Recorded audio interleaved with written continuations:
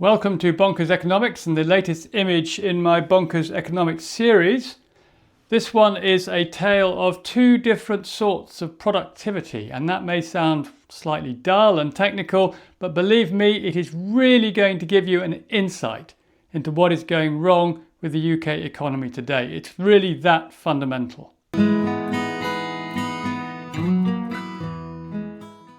So let's start by looking at the image as an image, and we can see a sort of series of satellites around this large sort of circle in the middle here. I've called the image gravitational forces because everything is sort of being pulled towards this great sort of centre of gravity here. And what it describes, actually, what it shows is the so-called productivity of the UK economy. And let's start by saying, well, what is productivity? Well, productivity is the measure of the amount that's produced in an hour of work. And that's a money figure, so you produce £20 or £50 or £100 of so-called production in an hour of work. I say so-called production because not all production is the same, and we're going to get into that in a moment.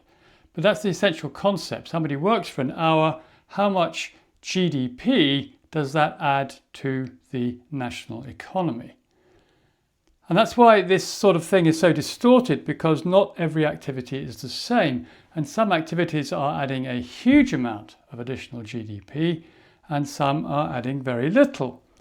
And you'd think, okay, so that's good that we have activities that are adding a huge amount, and maybe we should have more of those. And these activities that are adding very little, then maybe we don't need those so much. And that might well be the approach the government would take if they wanted GDP to be as big as possible. But as we're going to see, that's absolutely stark raving bonkers. That is the recipe for an economy that doesn't work at all. Because this huge, great sort of pinky red gravitational field here, pulling everything towards it, is actually the so-called productivity of the property sector.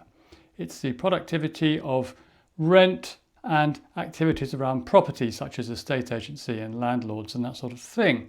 And it's so big because it includes something called imputed rent. And that's the sort of rent we pay to ourselves when we own our house.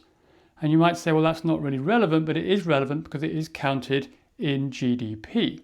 So the government does actually see an increase in GDP when house prices go up, because that increases this so-called imputed rent.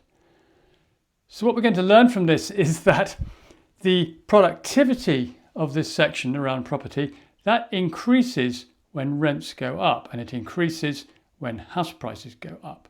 So the economy becomes apparently more productive when we pay more rent or we pay more for our houses. And that's ridiculous, because that's not adding anything real to the economy. Just because you're paying more rent, it doesn't make the house different. Just because the value of your house has gone up, that doesn't make the house different either. So the underlying real value of these things has not increased, but because the number has increased, because the rent or the house price has increased, the productivity is said to have increased also. And we know that the UK economy is massively property-centric, if you like. So much money is invested in property, in houses and that sort of thing. And it's a massive distorting effect on the UK economy, as this image graphically shows. So that's that huge section. The UK property market is like a sort of massive great planet which is sucking towards it so much of the wealth that the economy creates. And then if you look at the other areas, well, up here in red, well, that's financial and insurance services. And we said earlier about activities that may or may not be more productive. Well, one of the key things about that area is that it doesn't produce anything new. What it does is it shifts money from one person to another, essentially. So if you're investing in stocks and shares, then broadly speaking, one person who wins is another person who loses out. Similarly, the insurance industry, it's shifting risk from one person to another, but it's not actually creating anything fundamentally new of significant value. So that's an area which is also very large, very productive in terms of the amount of money that people get for working in those activities. People get very well paid in the City of London, for example. So the productivity is said to be very high because a large amount is being added to GDP, but the activity itself is not particularly productive. So when we say we'd like more of that, well, do we really want more activity which isn't producing anything new of value which is going to directly improve the quality of our lives? And to answer that question, let's go down the bottom here.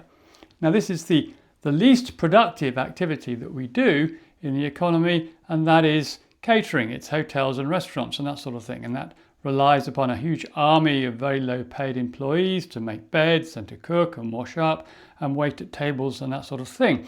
So that's a very unproductive area of the economy.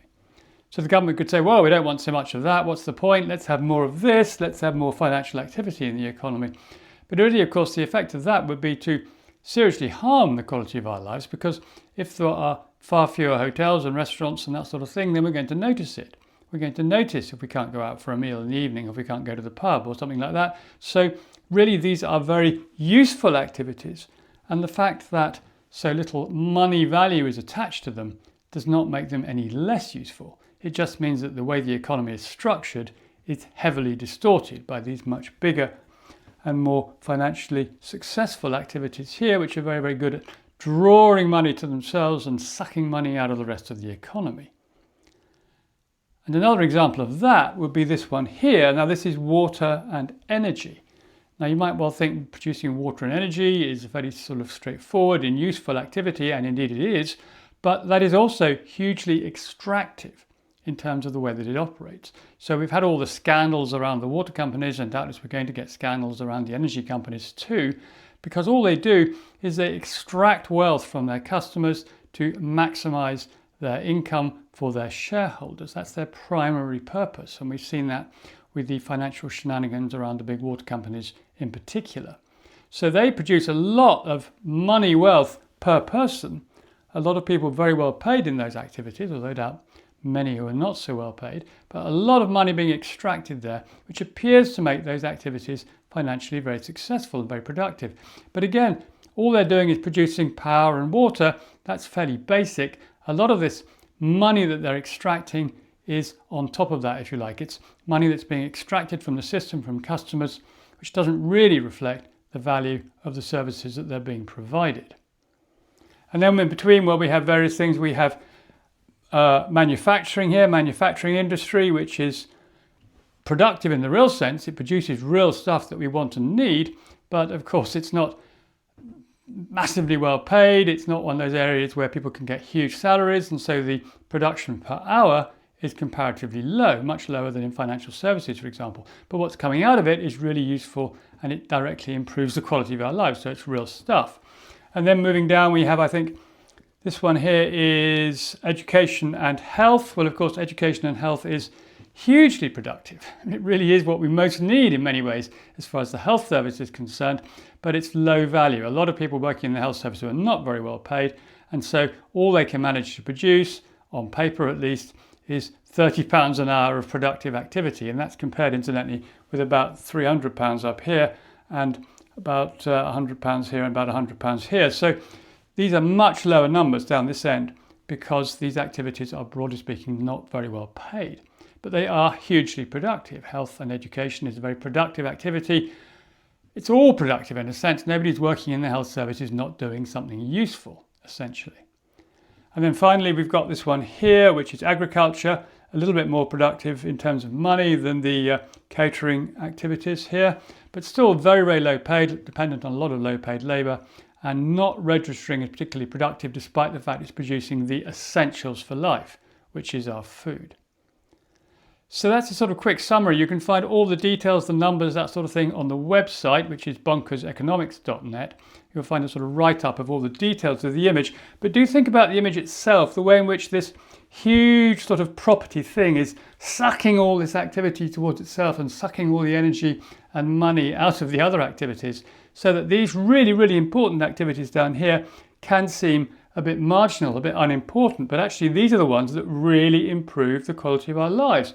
And these big ones up here, they don't really add anything at all. What they do is they suck money out of the economy to make those people richer, make rich people richer essentially. So there we are, my latest image in Bonkers Economics. There are loads more on the website. Do have a look. There's a whole range of them here that you can see, and many more besides, and together they add up to a pretty good indictment of the state of the UK economy and everything that's going wrong.